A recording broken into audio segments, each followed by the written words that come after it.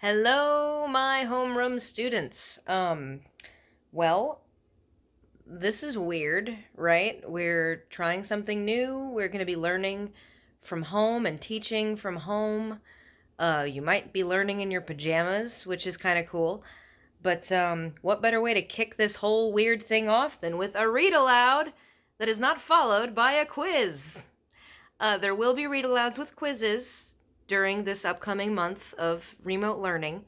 But for now, let's just have some fun. And let's finish up the chapter that I did not get to finish up today. So when last we left off, Sophie had met the queen. The queen had realized that her dream wasn't just any dream. It was coming true. There were missing children. There was a little girl on her windowsill. So she has reason to believe all these things that Sophie is saying because of this dream that the BFG mixed up just for her.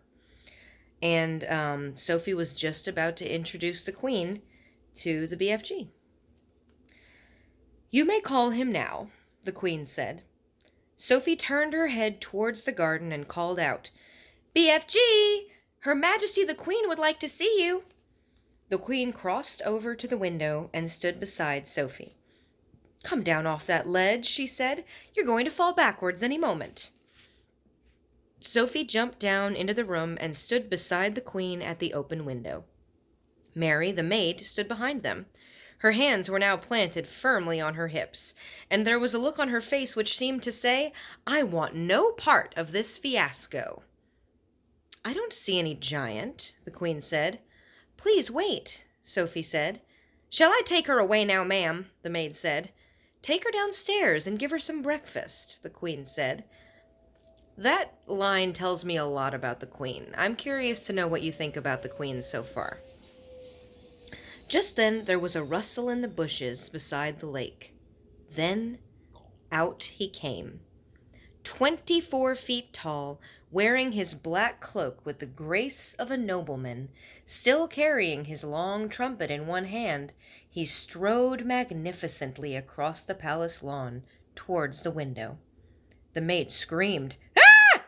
The queen gasped. Sophie waved. The BFG took his time. He was very dignified in his approach. When he was close to the window where the three of them were standing, he stopped and made a slow, graceful bow. His head, after he had straightened up again, was almost exactly level with the watchers at the window. "Your Magister," he said, "I is your humbug servant." He bowed again. Humbug servant. I think he means humble servant. Considering she was meeting a giant for the first time in her life, the queen remained astonishingly well composed. "We are very pleased to meet you," she said.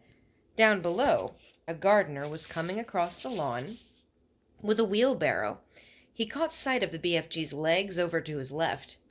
His gaze traveled slowly upward along the entire height of his enormous body. He gripped the handles of his wheelbarrow. He swayed. He tottered. Then he keeled over into the grass in a dead faint, and no one noticed. "Oh, Magister," said the BFG. "Oh, Queen. Oh, Moniker. Oh, Golden Sovereign. Oh, ruler of straight lines. Oh, Sultana, I is coming here with my little friend Sophie to give you The BFG hesitated, searching for a word. "To give me a what?" the queen said. "Assistance," said the BFG. Assistance. Assistance. Ha! The queen looked puzzled. "He sometimes speaks a bit funny, Your Majesty. He never went to school," Sophie said. "Oh, then we must send him to school," the queen said. "We have some very good schools in this country." "I has great secrets to tell your Magister," the BFG said. "I should be delighted to hear them," the queen said, "but not in my dressing gown." "Shall you wish to get dressed, ma'am?" the maid said. "Have either of you had breakfast?" the queen asked. "Oh, could we?" Sophie cried. "Oh, please! I haven't eaten a thing since yesterday." I was about to have mine, the queen said, but Mary dropped it. The maid gulped. I imagine we have more food in this palace, the queen said, speaking to the BFG. Perhaps you and your little friend would care to join me. Will it be repulsant snozcumbers? The BFG asked. Will it be what? The queen asked. Stinky snozcumbers. What is he talking about? The queen said. It sounds like a rude word to me. She turned to the maid and said, Mary, ask them to serve breakfast for 3 in, I think the ballroom will be best. That one has the highest ceiling. To the BFG, she said, I'm afraid you'll have to go through the door on your hands and knees. I'll send someone to show you the way. The BFG reached up and lifted Sophie out of the window. You and I is leaving Her Majesty alone to get dressed, he said. No, leave her with me, the queen said. We'll find something for her to put on. She can't have breakfast in her nightgown. The BFG returned Sophie to the bedroom. Can we have sausages, Your Majesty? Sophie said. And bacon and fried eggs? I think that might be managed, the queen answered, smiling. Just wait until you taste it, Sophie said to the BFG. No more snozcumbers from now on. And that's the end of that chapter. We will resume with this book next week. I will be finishing it probably while we're learning like this and moving on to the next book. So we'll probably do some online quizzes and some reader responses.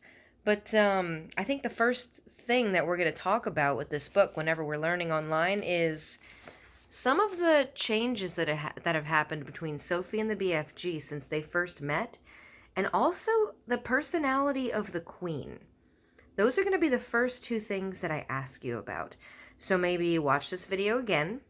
Maybe think back to the beginning of the book when Sophie was first taken, and just do some reflecting.